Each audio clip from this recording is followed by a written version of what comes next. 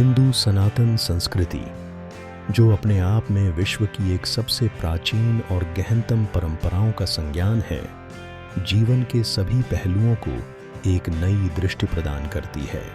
यह अपने भीतर धर्म, अध्यात्म, कला, विज्ञान और सामाजिक मूल्यों की एक आरक्षित धारा को समाहित किए हुए है।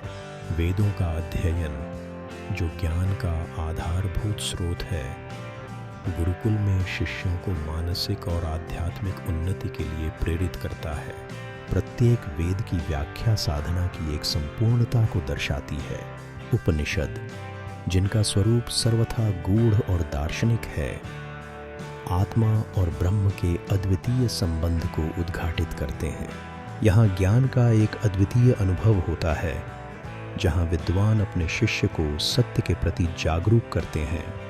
उपनिषदों का अध्ययन न केवल ज्ञान की एक विशालता है, बल्कि यह आत्मज्ञान की ओर एक कदम भी है। यह संस्कृति उस गहराई में जाने का आमंत्रण देती है जहाँ मानव अस्तित्व के गूढ़ प्रश्नों का उत्तर छिपा है। रामायण और महाभारत में निहित नैतिक और आध्यात्मिक सीखें धर्म और अधर्म के बीच के निरंतर संघर्ष को स्पष्ट करती हैं। रामलीला का मंचन, जहाँ सत्य की विजय का किया जाता है, निरंतर जिंदगी में सही मार्ग के चयन का संदेश भेजता है।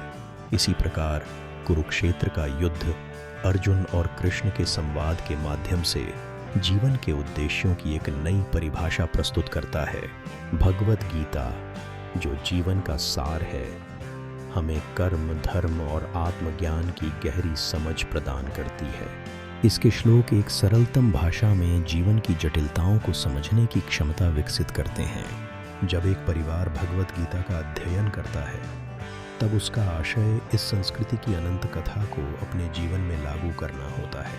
अंत में भक्ति रस की अद्भुतता मंदिरों में बसी है, जहाँ परमात्मा की भक्ति में लीन श्रद्धालु एकत्रित होते हैं। आरती और भजन, जो भक्ति का सशक्त निरूपण है, हमें एक आत्मीयता का अनुभव कराते हैं।